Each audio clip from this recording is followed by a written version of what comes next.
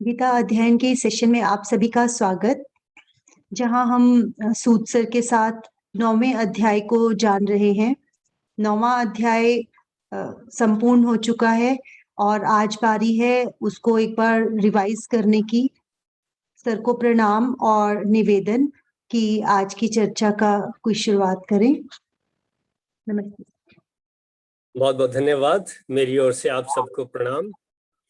9वें अध्याय में हमने काफी समय लगाया और कई दफे तो एक एक श्लोक के ऊपर भी कई कई दिन चर्चा होती रही।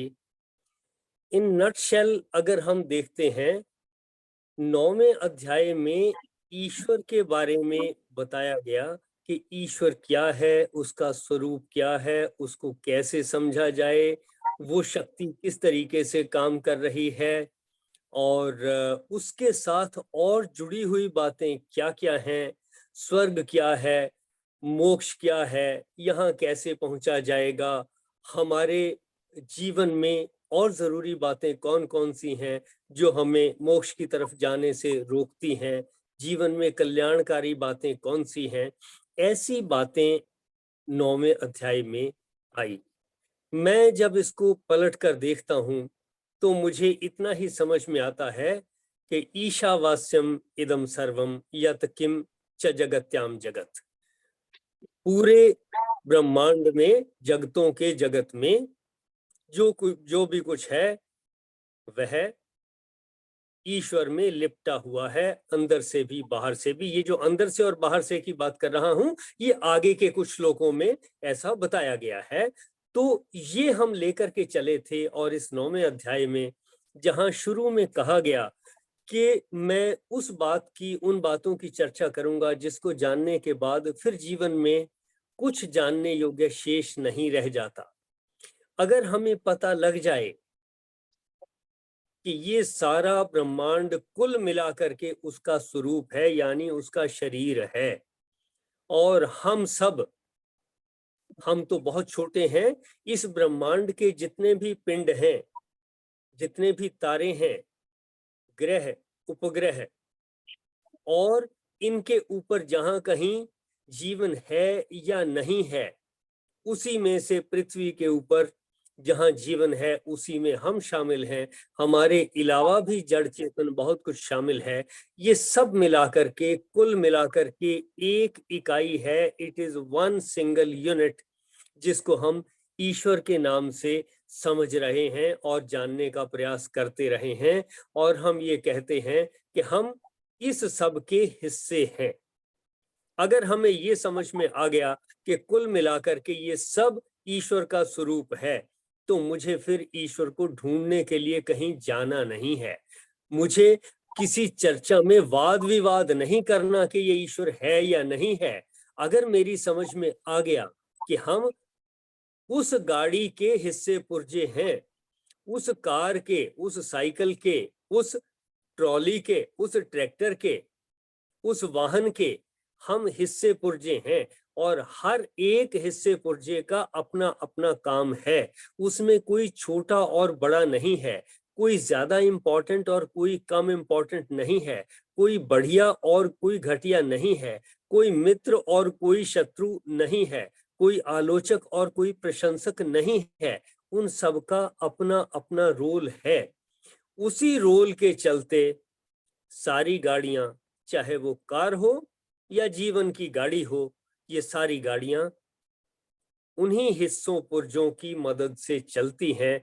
उन्हीं में कोई माइक्रो लेवल यानी शरीर का एक, जिसको अंश कहते हैं या कोशिका कहते हैं, उसको समझ लें, या उससे बड़े लेवल के ऊपर फिर खून हो, मांस हो, मेद, मज्जा, हड्डी, सारे बड़े बड़े ऑर्गन्स हैं। चाहे देखने के लिए आंखें हैं, खाने के लिए मुख है, जीभ है, दांत है, ब्रेन के अंदर के तंतु हैं, ये सारा कुछ है। ईश्वर को समग्रता में समझने के लिए हमें ये सब हमने 9वें अध्याय में पढ़ा। इस तरह से अगर मैं समराइज करूं तो मैं कहूंगा कि ईश्वर को मुझे ढूंढने नहीं जाना, मैं ईश्वर का ही हिस्सा हूं। मैं जहां जुड़ा हुआ हूं समाज के साथ, वातावरण के साथ, परिवार के साथ, वो सारे ईश्वर के हिस्से हैं, मैं उनका हिस्सा हूं, उनके साथ मैं भी जुड़ा हुआ हूं। इसलिए मैं परमात्मा से अलग हूं ही नहीं।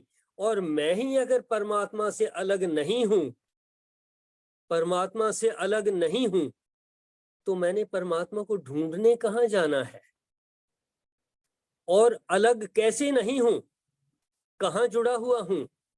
मैं अपने माता पिता से जुड़ा हुआ रहा, उनके शरीर से अलग हो गया, तब भी परिवार के अनुसार उनके साथ जुड़ा रहा, और परिवार से आगे बढ़ते हुए फिर बाकी चीजों की जरूरतों की पूर्ति के लिए समाज के साथ जुड़ा रहा, और फिर आगे सारी चीजों की पूर्ति के लिए इससे आगे वातावरण के साथ जुड़ा रहा, और अपने पूरे जीवन के लिए सूर्य के साथ हम जुड़े ही हुए हैं। उसके बगैर जीवन संभव नहीं है। और सूर्य अपने आप में पूरे ब्रह्मांड में किस किस के साथ जुड़ा हुआ है, आकाश गंगाएं हैं और हैं। तो हम इस तरह से उस अनंत के साथ जुड़े हुए हैं। इतने छोटा अंश होते हुए भी हम उस समग्रता का एक हिस्सा हैं। इसलिए उसको ढूंढने नहीं जाना, बस मन में भाव होना चाहिए कि मैं उस समग्र का हिस्सा हूं, मेरी जिम्मेवारी है, और उस जिम्मेवारी में सबसे बड़ी जिम्मेवारी है कि मैं नुकसान की बजाय फायदा करूं। मेरे अलावा जितने अंश हैं, जितने अंग हैं, जो मेरी रीच में हैं, मेरी पकड़ में हैं, मेरी पहुंच में हैं, मैं उनमें सपोर्टिंग रोल, जिसको कहते हैं कॉम्प्लीमेंट्री रोल, पूरक, एक पूरक की तरह से अगर मैं इसमें शामिल हो जाऊं, तो फिर मेरा दोस्त कहाँ है, दुश्मन कहाँ है, आलोचक कहाँ है, प्रशंसक कहाँ है, मेरा निंदक कहाँ है, ये सारी चीजें धीरे धीरे धीरे धीरे कम होती चली जाएंगी, या इनके चलते मैं उनमें एडजस्ट हो जाऊंगा। और मेरे स्ट्रेस को मैनेज करने में इसी सोच से मुझे मदद मिलेगी। बस ये सोच कि हम उस अनंत का हिस्सा हैं, इसी को समझने के लिए जितने भी श्लोक पढ़े गए, इसके अलावा और मेरी समझ में कुछ नहीं आया। फिर आप देखें कि इनमें से किसी भी एक श्लोक के बारे में, या उसके किसी अंश के बारे में, या एक से ज्यादा श्लोकों को मिलाकर किसी का अर्थ समझने की और जरूरत है, तो आप अपने प्रश्नों को प्रस्तुत करें, संदेह को, संशय को प्रस्तुत करें, शेयर करें बाकी सबके साथ भी। फिर हम देखते हैं कि उन संदेहों का निवारण, शंकाओं का निवारण किस तरह से हम कर सकते हैं, कैसे हम और अच्छे से एक दूसरे को समझ सकते हैं, भगवत गीता को समझ सकते हैं। लेकिन इस स्टेज पे आकर के मैं ये मानता हूं कि बात पूरी हो गई। 10वें अध्याय में पहले श्लोक में लिखा है, हे महाबाहो, फिर भी मेरे परम वचन को सुन। यानी श्री कृष्ण जी भी अब कह रहे हैं दोबारा सुन ले, वो रिवाइज करेंगे। इसके बाद बहुत सारी चीजें रिवाइज होने वाली हैं, जिसे मैं तुझ अतिशय प्रेम रखने वाले के लिए हित की इच्छा से कहूंगा। यानी कि 9वें अध्याय तक जो हमने जाना है, और 9वें अध्याय में भी जो जाना है, उसके बाद 10वें अध्याय के पहले ही श्लोक में श्री कृष्ण जी ने कह दिया कि हे अर्जुन, हे महाबाहो, फिर भी, यानी जितना समझ में आ गया ठीक, लेकिन फिर भी मेरे परमम वचः शृणु, मेरे परम वचनों को सुन। यानी कि जो कही गई बातें हैं, उनको अब वो रिवाइज करेंगे, रिपीट करेंगे, ताकि और अच्छे से समझ में आ जाएं। ये जो आज का प्रयास है कि हम भी एक दफे फिर रिवाइज कर लें 9वें अध्याय को भी, या अभी तक जो भी कुछ पढ़ा है, तो अच्छा रहेगा। इसके बाद 10वें अध्याय को समझने में हमें और आसानी हो जाएगी। श्री कृष्ण जी ने वैसे ही कह दिया कि मेरी बातों को फिर से, मेरे परम वचनों को फिर से सुनो। देखें जरा, आप लोग अपना एक्सपीरियंस शेयर करें कि अभी तक 9वें अध्याय में जो आपकी समझ में आया है, या कोई शंका है, दोनों तरीके से आप शेयर करें। शुरू के अध्यायों से लेकर के आप बात कर सकते हैं वहां से, जहाँ समत्व की बात होती है, जहाँ सुख दुखे समय कृत्वा की बात होती है, जहाँ कर्मण्येव अधिकारस्थे की बात होती है, जहाँ समत्व को योग कहा गया है इसकी बात होती है, जहाँ प्राणायाम की बात होती है, ये सारी बातों को लेकर के और भी जो बातें हमने ज्ञान विज्ञान की सीखी हैं और 9वें अध्याय तक सीखी हैं, अगर आपकी कोई शंका नहीं है तो डेफिनेटली इन सब में से कहीं से भी अपने एक्सपीरियंस और जो आपकी समझ में आया, जितनी गीता आपकी समझ में आई उसको शेयर करें, और कोई संदेह है तो संदेह को भी शेयर करें। देखें जरा। तो दो बातें सबसे पहले मैं बता देती हूँ कि जो सबसे ज्यादा मन में बिठाने वाली है, जो मुझे लगा इसमें, एक जो आपने सबसे पहले चैप्टर शुरू करते हुए बताई थी कि छिद्रान्वेषण से बचना है, जो अर्जुन ने कहा था, और जो एक आज आपने बताई है कि हम ये कोशिश करें कि हम अपने आसपास की चीजों में कितना कंट्रीब्यूट कर सकते हैं, वो बहुत ही अच्छी लगी हैं और प्रयास करेंगे कि उन्हें अपने जीवन में ला पाएं। और भी किसी का जो भी टेक अवे है या जो भी अच्छा लगा आज के में या पिछले में, तो प्लीज जरूर शेयर करें। मैं आपकी बात से आशु जी बिल्कुल सहमत हूं, ये बिल्कुल ठीक बात है। इस तरह से जब हम सोचेंगे कि मेरा रोल क्या है, मेरी कंट्रीब्यूशन क्या है, मैं पूरे यूनिवर्स के लिए, जिसमें अपने से स्वयं, परिवार, समाज, वातावरण ये सब शामिल है, इनमें मैं कॉम्प्लीमेंट्री रोल जो है, किस तरीके से पूरक मेरा जो रोल है वो कैसे होगा, क्या होगा, मैं उसमें कंट्रीब्यूट करूं, बस ये सबसे बड़ी अचीवमेंट होगी। ये ठीक समझा जो आपने बात कही, बिल्कुल ठीक है। बाकी मेंबर्स भी शेयर करें जो उनकी समझ में आया। सर, जैसे इसमें कहा जाता है कि हमें अपने हर कर्म का फल भुगतना पड़ता है, चाहे वो छोटा कर्म हो, बड़ा हो, या किसी के बारे में बुरा सोचते हैं तो भी। तो इसमें 30वें श्लोक में भगवान जी कहते हैं ना कि मैं उनको माफ कर देता हूँ, जो भी मतलब दुराचारी भक्त भी मेरा गान करता है। तो जब भगवान माफ कर देते हैं तो क्या हमें फिर वो जो उन कर्मों का फल भुगतना पड़ता है? मैं पहले तो 30वें श्लोक की आपने बात की, 30वें हाँ जी। श्लोक की हिंदी पढ़ता हूं।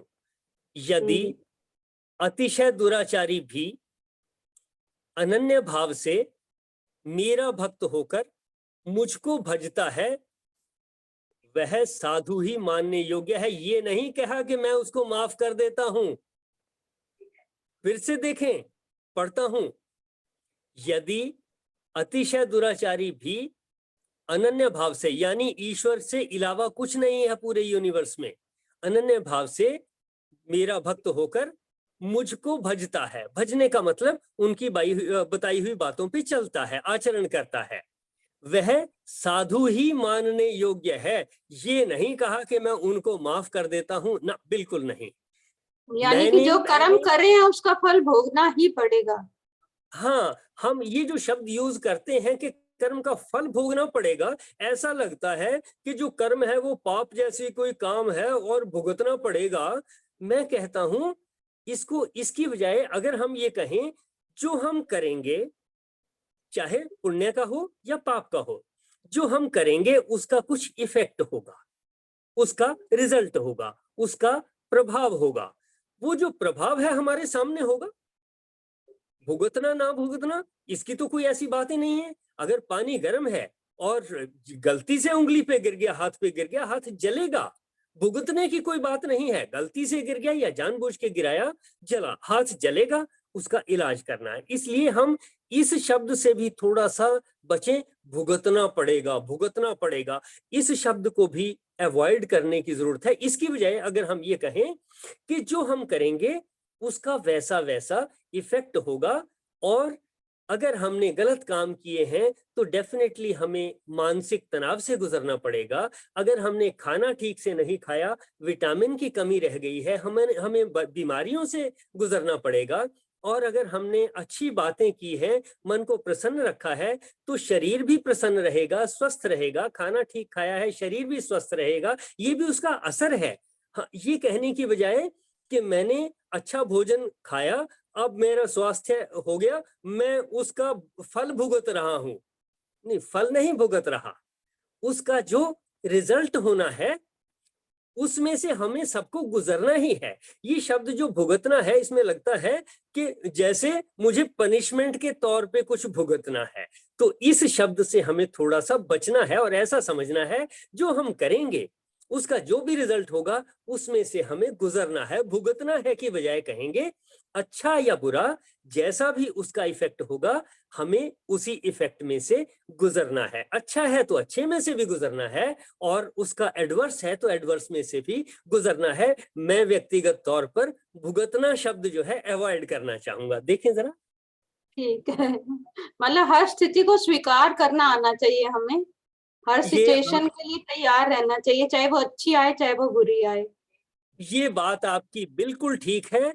जितना जितना हम इस सोच की तरफ अपने मन को लेकर आएंगे उतना उतना हमारा स्ट्रेस कम होता जाएगा। फिर भी ये कभी एक्सपेक्ट ना करें कि जीवन से तनाव खत्म हो जाएगा। तनाव खत्म होने का मतलब जीवन खत्म होना है। जितनी कोशिकाएं 1 से 2 होती हैं बगैर तनाव के हो नहीं सकती।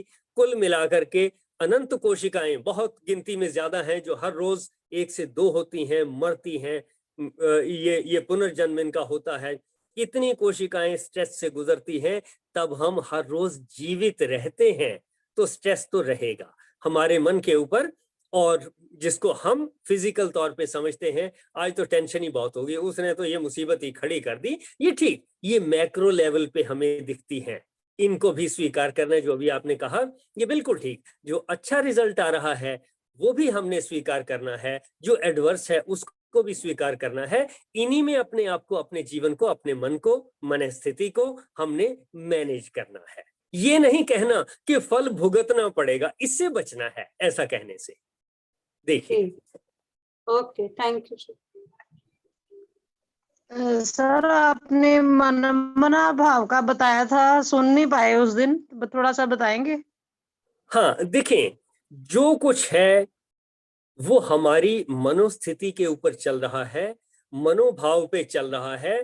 किसी ने मेरी बात नहीं मानी और मैंने सोचा कमाल है, दिन रात तो इसको लुक आफ्टर करता हूं, इसको उस दिन तो मैंने अभी फायदा किया था, इसको तंगी हो रही थी वहां से तो मैंने इसको लिफ्ट दी थी, उधर इसको दवाई की जरूरत थी, वहां इसको जो है किसी विटनेस की जरूरत पड़ रही थी, वहां इसको उधर मेरी जरूरत पड़ गई किसी और काम के लिए, ये सारे काम तो मैं कर रहा हूं, आज ये मेरी बात भी नहीं सुनता।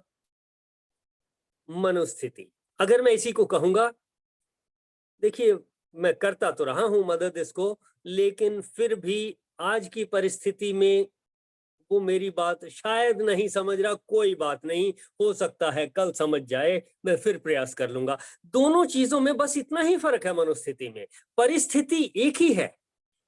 एक ही परिस्थिति में 2 मनोस्थितियां हो सकती हैं और इनके वेरिएशन और लेवल अनंत हो सकते हैं कि मैं कितना स्ट्रेस में आया, कितना मैंने उसको कोसा, कितनी मैंने उसकी गलतियां निकाली, कितना छिद्रान्वेषण किया।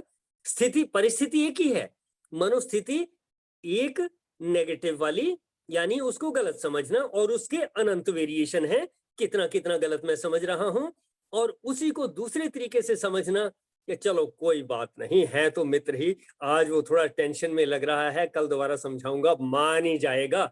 देखिए परिस्थिति एक ही थी, मनोस्थिति ये दूसरी भी हो सकती है, यानी एक ही परिस्थिति के लिए अनंत मनोस्थितियां हो सकती हैं।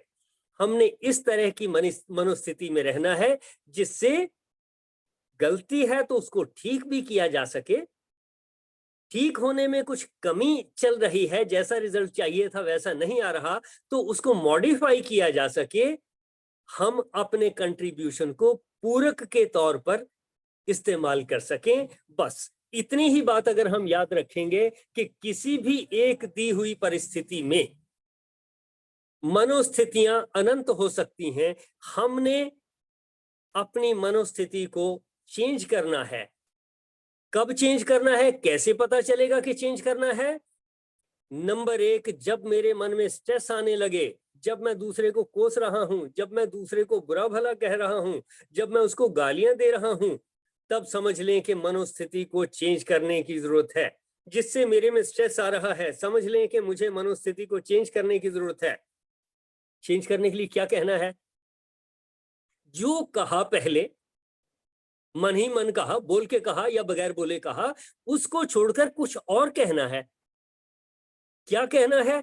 अपने ही मन से सोचना है, बदल के सोचना है। जैसे बदल के सोचोगे और इस तरह से कहोगे, चलो किस्मत की बात है, ऐसा भी हो सकता है, हमारी किस्मत में ये था, ये भी स्वीकार है, जरा तंगी आ गई है, कोई बात नहीं, इसके लिए तो अभी हमें ज्ञान के लिए जो है उधर अपनी जो मीटिंग है उसमें चर्चा कर लेंगे, दूसरों से समझ लेंगे, गुरुजी से समझ लेंगे। ये एक चीज जो समझ में नहीं आ रही है, कोई बात नहीं, गीता को फिर से पढ़ के समझ लेता हूँ, पहले अध्याय से शुरू कर लेते हैं, उसको कितनी तंगी थी, दूसरे अध्याय से शुरू कर लेते हैं। क्या कर रहा हूं मैं? मनोस्थिति को बदलने का प्रयास कर रहा हूं। कैसे पता चला कि मनोस्थिति बदलनी है? मन में स्ट्रेस था, मैं गालियां दे रहा था, मैं गलतियां निकाल रहा था, मैं छिद्रान्वेषण कर रहा था, और इसकी पहचान तो हो ही जाती है। जैसे ही हम थोड़ी देर इस तरीके की कोई चर्चा या मन में ऐसी सोच करके हटते हैं, पता तो लग जाता है हमें कि ये मैंने आलोचना की है। अगर नहीं पता लग रहा, इस पे थोड़ा सा विजिलेंट रहें और इस मनोस्थिति को चेंज करके धीरे धीरे उस स्टेज पे लाना है जहां आपका मन स्ट्रेस की बजाय, गलतियां निकालने की बजाय एक्सेप्टेंस की तरफ चला जाए, और जहां कोई कमी है उसको मॉडिफाई करने की तरफ फोकस हो जाए कि जिसको मैं कर सकता हूं उसको तो मैं चेंज कर लूं। किसी और को मैं समझा सकता हूं कि जी यहाँ देखिए, यहाँ से आपके घर में थोड़ा गैस की लीकेज हो रही है, शायद आपको पता ना चला हो, आप देखो कहीं लीकेज तो नहीं है, स्मेल आ रही है। और ये भी कह सकता था, घंटा हो गया स्मेल आ रही है, आपको नहीं आ रही, किचन में खड़े हुए हो, मजाक बना रखा है, आग लग जाएगी। ये जब मैं ऐसा कह रहा हूं तब मैं स्ट्रेस की तरफ जा रहा हूं। जब मैं कहूंगा कि भाई देखिए जरा थोड़ा रिस्की हो सकता है, इसमें स्विच ऑन ऑफ कर दिया तो इतनी उसमें जो है दिक्कत हो सकती है, आप थोड़ा सा कुछ ना करें लेकिन बंद ही कर दें तो ज्यादा अच्छा रहेगा। तो ये कहाँ चेंज हुआ? परिस्थिति एक ही थी, मनोस्थितियां बहुत हो सकती हैं। देखें, मनोस्थिति के बारे में मैं अपनी बात कह पाया क्या? सर मन का भाव की ओर देखने के बारे में बता रहे, मतलब समझ आ रही है कि मन का भाव देखते जाएं बार बार कि हम कहाँ पर गलत हैं और कहाँ पर ठीक है। बिल्कुल ठीक, यानी हमें अपने अंदर नजर आ जाना चाहिए। दूसरे को तो नजर आएगा जब मेरे चेहरे के भाव देखेगा कोई, या मैं किसी पे गुस्सा करूंगा तब उसकी समझ में आएगा, लेकिन मुझे अपने आप तो उससे पहले समझ में आ जाना चाहिए, इससे पहले कि दूसरा मुझे बताए कि अभी आप गुस्से में हो गए हो, जरा ठंडा पानी पी लो। इसकी बजाय मुझे दिखाई देना चाहिए। इसको कहते हैं अंदर जाना, अपने अंदर सत्य को खोजना। कौन सा सत्य है? मुझे गुस्सा आ रहा है, ये भी सत्य है, मैं सॉल्यूशन ढूंढ रहा हूं, ये भी सत्य है। अपनी मनोस्थिति को देख लेना, यही है सत्य को जानना। जब भी कोई कहे कि सत्य को जानना है, सिवाय इसके कि जहां तक हमारा अपना सवाल है, मनोस्थिति कैसी है, इसको जान लेना, ये सत्य को जानना हुआ। और ये पूरा यूनिवर्स किस तरह से चल रहा है, जिस शक्ति से चल रहा है, और इकट्ठा एक यूनिट है, ये दूसरा है सत्य को जानना कि जिस शक्ति से चल रहा है उसी का नाम ईश्वर है और हम सब उसके हिस्से हैं। ये है सत्य। इनके अलावा यानी बाहर का सत्य ईश्वर से रिलेटेड हुआ, हम उसके अंश हैं, उससे रिलेटेड हुआ। अंदर का सत्य जो चल रहा है वो, और मनोस्थिति जो है ये है अंदर का सत्य, उसको जानना। जब ये अंदर का सत्य हमें दिखाई दे गया, यानी गुस्सा भी दिखाई दे गया, नरमी भी दिखाई दे गया और दे गई, और स्टेबल पोजीशन भी दिखाई दे गई, बेड़ा पार है। और मोक्ष क्या है? दोनों एक्सट्रीम से बचना, एक्सट्रीम स्ट्रेस से और एक्सट्रीम हैप्पीनेस से, दोनों से बच करके बीच में एक रास्ता जहां मन ना बहुत खुश है और ना बहुत दुखी है। देखिए जरा। जी सर, वो बिल्कुल ठीक सर। जी सर। बाकी मेंबर्स भी शेयर करें कि उनको क्या कुछ समझ में आया भगवत गीता से अभी तक, भले ही 9वें अध्याय की बात करें या पूरे अभी तक के 9 अध्यायों की बात करें।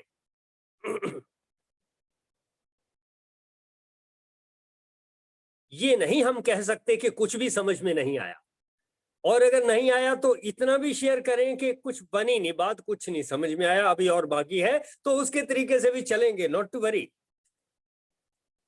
लेकिन शेयर जरूर करें, कुछ कहें जरूर। जहां से भी आपने ज्वाइन किया वहां से आज तक कोई एक बात शेयर करें, ज्यादा को छोड़ें। नमस्कार हाँ जी।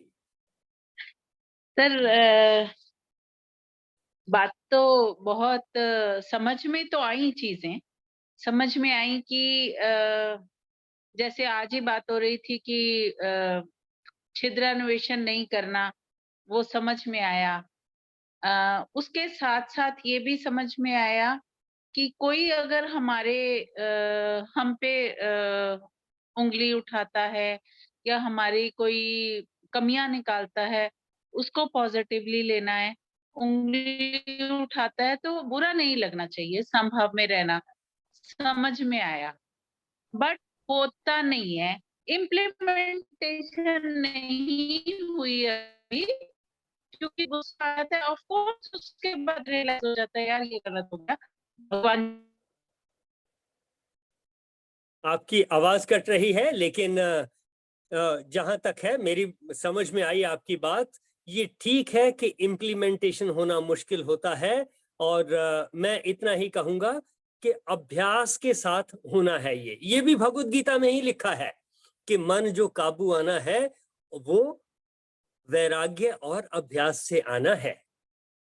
यानी हमें सुख दुख में बराबर की प्रैक्टिस करनी है, उसमें न्यूट्रल रहना है, संभाव में रहना है। ऐसा अगर हम प्रैक्टिस करेंगे संभाव में रहने की, तो डेफिनेटली धीरे धीरे टाइम के साथ ये हो जाएगा। देखें,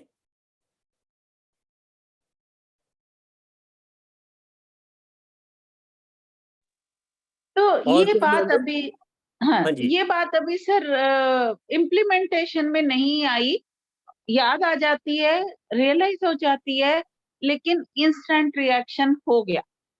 मैंने सॉरी भी बोला बाद में, मैंने कहा ये बात इतनी पुरानी मुझे दोहरानी नहीं चाहिए थी, अब तक तो भूल जाना चाहिए था। अगर मैंने 1 साल गीता पढ़ ली तो मुझे ये चीज क्यों ध्यान आई, बट आ गई कि मेरी गलती नहीं थी, तब भी उन्होंने मुझे उनको लगा कि मैं गलत हूँ, तो मेरा लाइफ का क्या फायदा हुआ, ऐसा मैंने उनको कहा। पर ये बात गलत, वही मैं कह रही हूँ कि समझ में तो आया सर, बातें समझ आई कि संभाव रहना है, बट अभी भी इम्प्लीमेंटेशन नहीं हुई। इतना ही हुआ कि उस स्टेप तक पहुंच गए, हाँ रियलाइज हो गया मैंने गलती कर ली, फिर मैंने सॉरी भी बोल दिया कि मैंने गलती की, ये बातें कहने वाली नहीं थी, मैंने कह दिया आई एम सॉरी। नहीं, ये अच्छी बात है। जैसे ही हमने सॉरी कहा, यानी हमें पता चला, हमने अपने अंदर देख लिया कि मेरी तरफ से ये कमी रह गई। इसके साथ ही अगर हमारे में ये भी ख्याल रहेगा मन में कि जैसे मुझे अपनी तरह से सोचने, समझने और अभिव्यक्ति करने का अधिकार है, ऐसे ही दूसरे को उसकी तरह से सोचने, समझने और अभिव्यक्ति करने का अधिकार है, और उसकी सोच, समझ और अभिव्यक्ति में मेरी सोच गलत हो सकती है। ऐसा पर जब मैं सर अभी मानूंगा, भी मेरे मन में वो चीज है, निकली कहाँ, ये मैं कह रही हूँ कि अभी बहुत आगे तक की जर्नी है, मतलब नहीं पहुंचे वहां तक जहाँ, चल तो वहां पड़े तक ना, मैं आप बहुत चल पड़े हो आगे। हाँ, कोई हाँ। बात नहीं। ये जो नॉलेज है कि यस वहां तक नहीं पहुंचे, ये समझें कि आप बहुत आगे पहुंच गई है। हाँ ये बिल्कुल ठीक समझते सर। हैं कि अभी नहीं पहुंचे, ये अपने आप में समझ लें कि पहुंच पहुंच रही है। गए। कि जो ईश्वर को जानता है, जो कहता है कि मैं जानता हूं, वो नहीं जानता, जो कहता है कि नहीं जानता, वो जानता है। ये बात ईशावास्य उपनिषद में और जगह भी ये बात आती है। जो ये जान लेता है कि मैं नहीं जानता, समझ लें कि उसने जान लिया। हम्म, इन चीजों के और अर्थ अब हमें इस रेफरेंस यस में समझ में आते हैं। जी, बिल्कुल ठीक है बस सर। इतना ही हुआ है। ठीक ठीक ठीक। सर जो आपने कहा था नहीं, ईश्वर से शक्ति मांगो, वो मेरे को बहुत ही अच्छा लगा कि हम भगवान से प्रार्थना करते मेरा ये काम कर दो, बहुत कष्ट आया कोई, तो मैंने यही कहा कि मुझे शक्ति दो इसको सहने की, तो वो मुझे बहुत बहुत ज्यादा टेक पे ना बहुत अच्छा लगा वो। और दूसरा जो आप कहते हो कि हर एक में भगवान है, तो लड़ना किससे, द्वेष किससे, तो मतलब सोचना शुरू हो गया कि हाँ इसमें भी आत्मा है, ये भी भगवान का ही रूप है, हर चीज वही है, तो बहुत बहुत ज्यादा क्लियर होता है सर, बहुत फर्क हुआ है सोच में। तो ये आपके ये बहुत दो अच्छी जो बात है। ठीक आप तो पहुंच रहे हो भगवान के पास, ऐसी कोई बात नहीं। जब मैं आप लोगों से बात कर रहा हूँ तो मैं ईश्वर से ही तो बात कर रहा हूँ। यस जब मैं सर, आपकी आपकी बात सुनता हूँ तो मैं ईश्वर की ही तो बात सुन रहा हूँ। बिल्कुल बिल्कुल। यही समझ है, यही अंडरस्टैंडिंग है। जब हमें एक्सेप्टेंस आने लगे कि दूसरे को मेरी आलोचना करने का अधिकार है, लेकिन अगर वो ज्यादती कर रहा है, मुझे लगता है कि ज्यादती कर रहा है, तो ईश्वर ने मुझे शक्ति भी दी है कि मैं उसका विरोध भी कर विरोध सकूं, कर सकूं, हाँ जी। उसको रोक भी सकूं, जरूरत पड़े तो उसके साथ युद्ध भी कर सकूं। युद्ध यहाँ कोई मुक्के का युद्ध नहीं, यहाँ तो कानूनी युद्ध होंगे। हम अपनी सोसाइटी में तो संविधान के अंतर्गत तो फिर कानूनी तरीके से ही लड़ाइयां होंगी, या जहां कहीं छोटी मोटी बात है किसी दूसरे जानवर के साथ है, कहीं और है, तो ठीक है। कुत्ता अगर आपको काटने दौड़ेगा तो डंडे से मारोगे, ये ठीक है। मारना पड़ेगा, हाँ जी हाँ जी। बहुत अच्छे सर, बहुत अच्छी तरह क्लियर करवाते हो आप।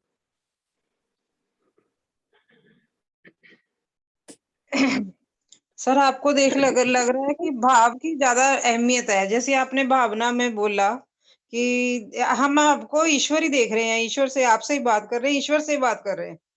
तो ये जो भावना की बात आपने कही ना, ये बड़ा ही अच्छा स्पष्ट हो रहा है कि हम ईश्वर से ही बात कर रहे हैं, ईश्वर के साथ ही रह रहे हैं। तो हम फिर हमें क्या, अंदर में कोई सोचने की बात ही नहीं है। बिल्कुल ठीक है। बिल्कुल ठीक। ये भावना जितनी जितनी आती जाएगी उतना उतना समझें कि हम ईश्वर को और अच्छे से समझ रहे हैं, जान रहे हैं, अपने अंदर आत्मसात कर रहे हैं।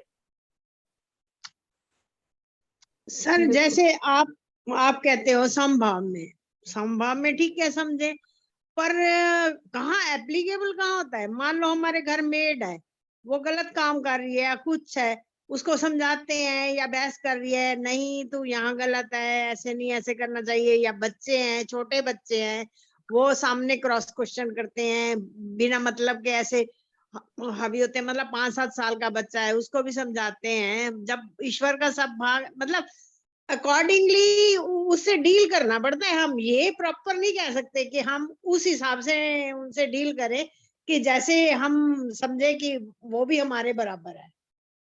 मैं ये आपसे आपकी बात ठीक है, और ये हम नहीं कहते कि बराबर हैं। इन्हीं भेदों के कारण शुरू से जो चला आ रहा है, ब्राह्मण, क्षत्रिय, वैश्य, शूद्र, किस चीज का डिफरेंस है? ओरिएंटेशन का डिफरेंस है, इंटेलिजेंस का डिफरेंस है। जितनी जल्दी एक ब्राह्मण किसी लॉजिक को समझ पाएगा, बाकी के वर्ग नहीं समझ पाएंगे। जितनी जल्दी एक क्षत्रिय किसी शस्त्र को चलाना सीख पाएगा, उतनी जल्दी दूसरे वर्ग जो है नहीं समझ पाएंगे।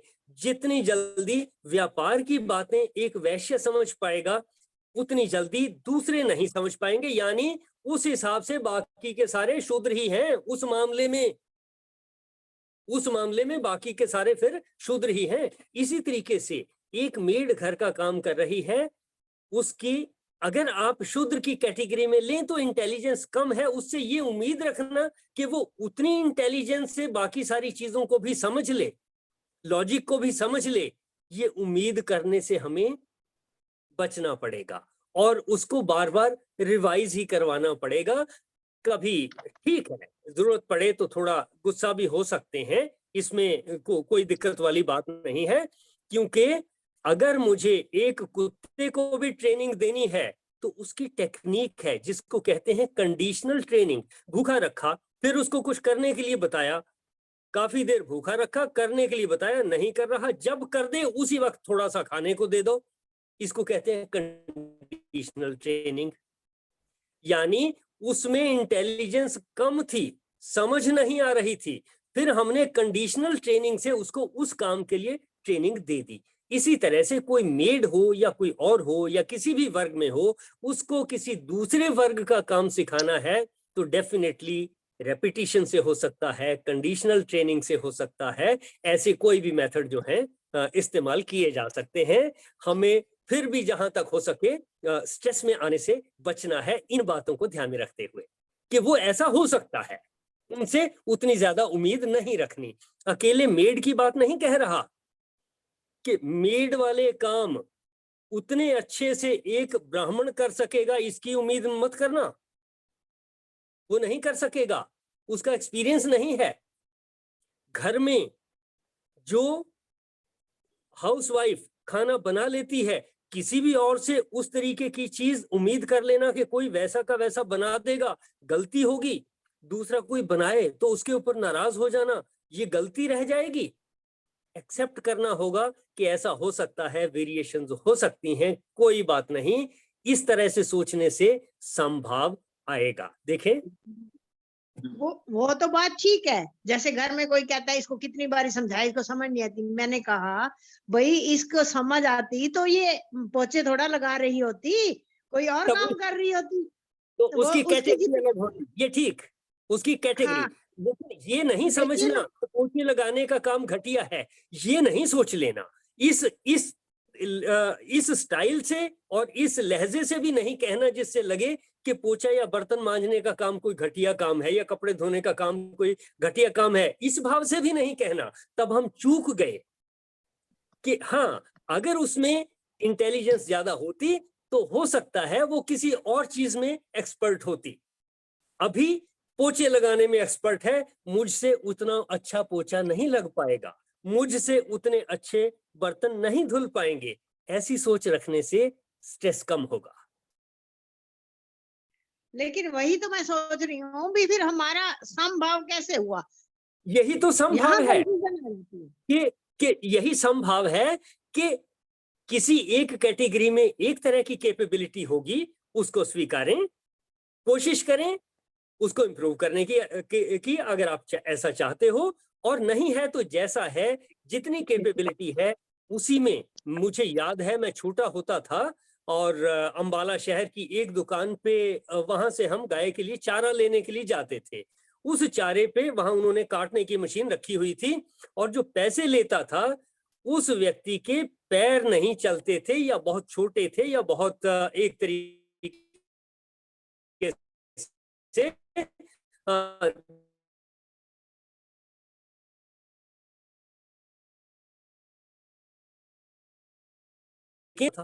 जिसका मैनेज करना होगा।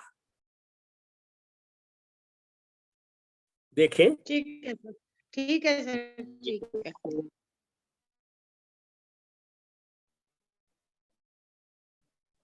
जहां तक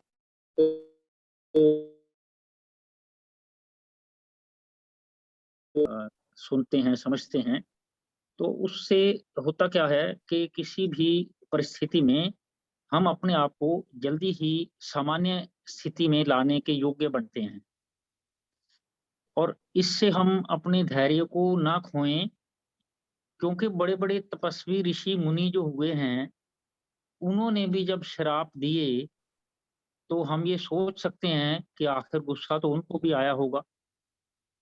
तो यूं कृष्ण जी ने कहा है गीता में कि असंख्यम महाबाहो मनो दुर्निग्रहम चलम अभ्यासेन तु कौन्तेय वैराग्येण च गृह्यते।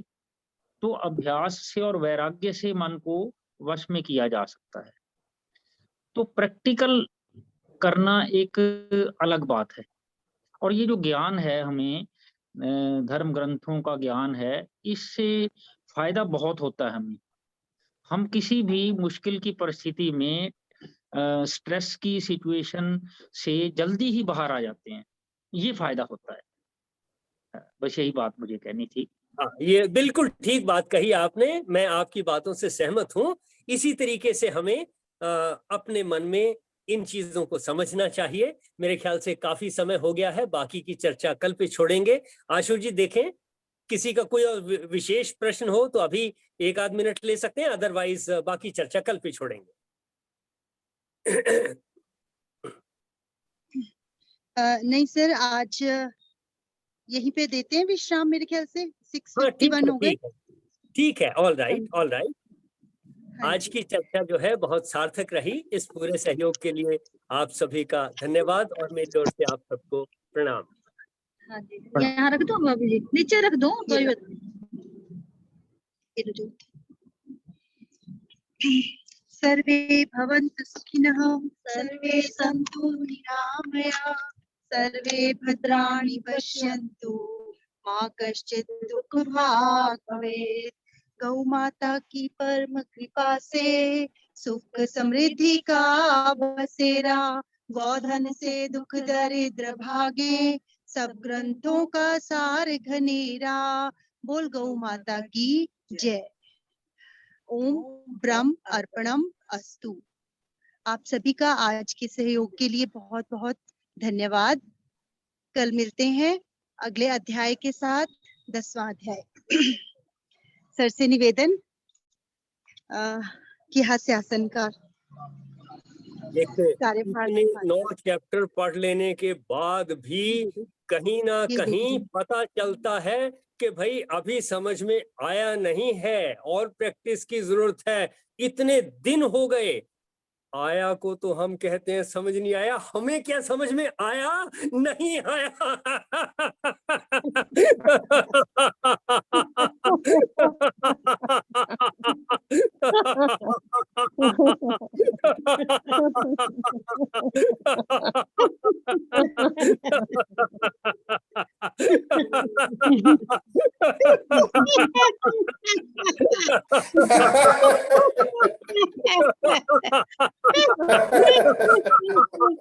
हमारी नहीं समझ में आया।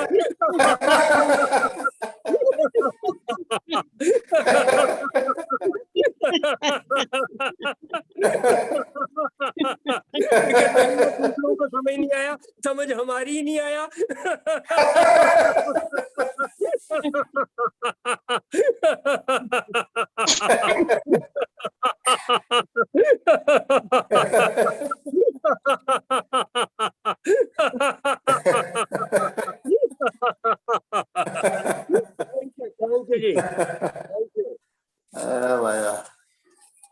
सभी से निवेदन कि मैं अनुभवानंद जी के पास आई हुई हूँ, शशि दीदी के गुरुजी के पास, तो सब गुरुजी के मुख से 2 वचन जरूर सुन के जाएं, जो जो भी हैं।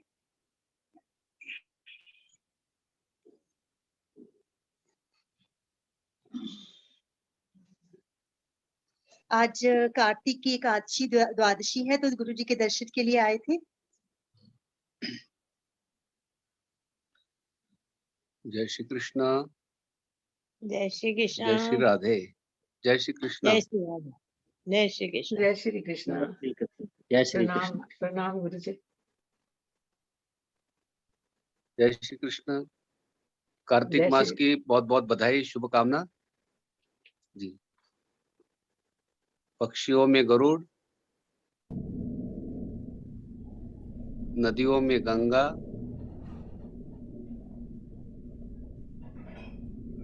वनस्पतियों में तुलसी,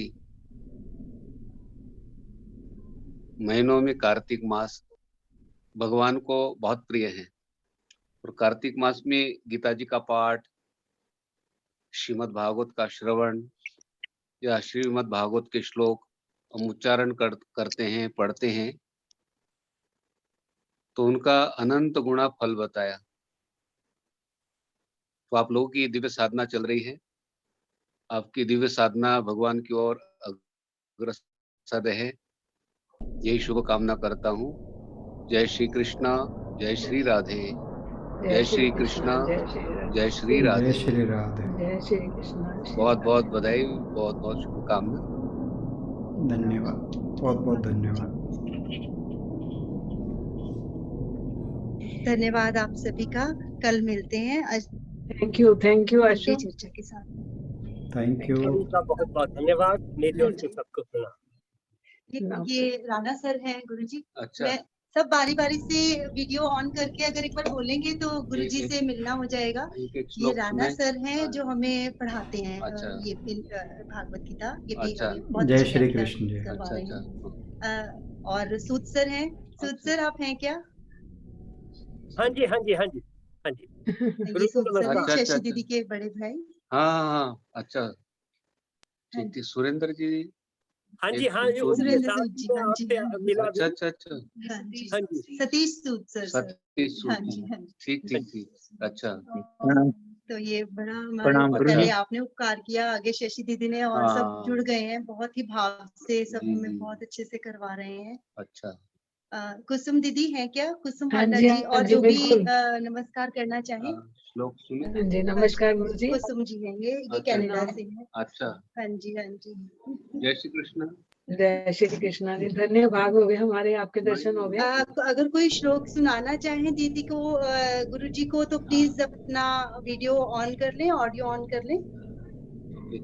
जो भी बैठे हैं, गुलशन जी आप सुनाना चाहेंगे क्या?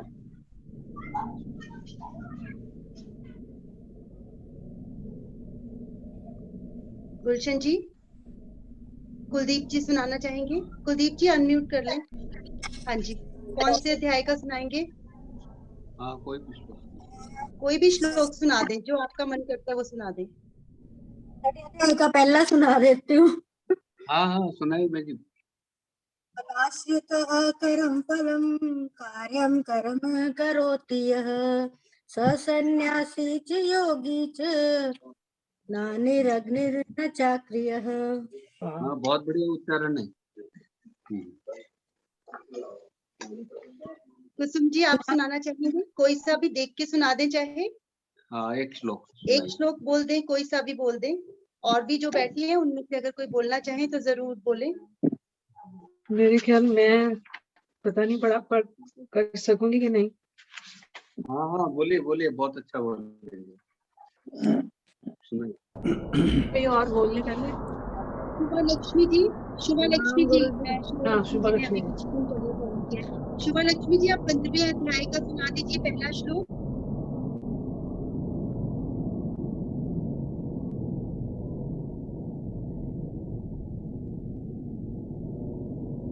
सबको नमस्ते। लक्ष्मी जी आप सबको नमस्ते, गुरु जी को प्रणाम।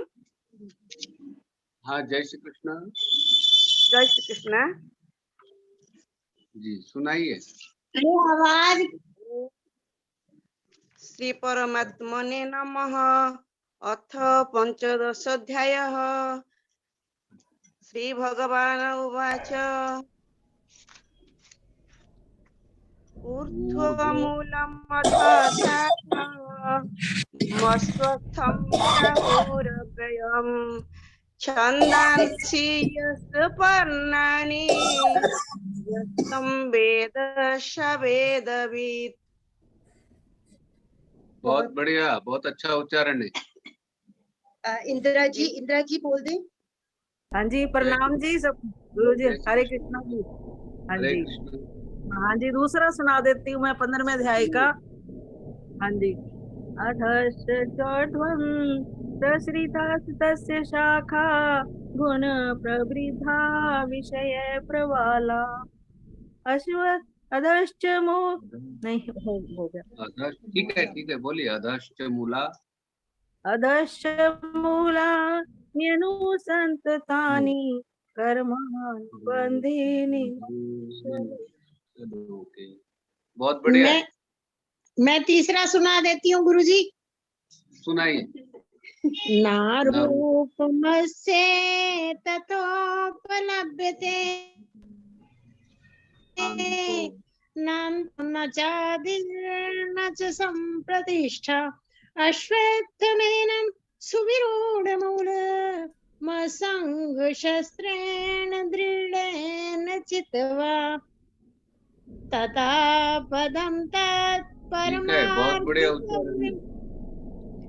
यस्मिन् गता न निवर्तन्ति भूया तमेव चाद्यं पुरुषं प्रपद्ये यतः प्रवृत्तिः प्रसृता पुराणी निर्माण मोहा जित संग दोषा अध्यात्म नित्याभिनिवृत्त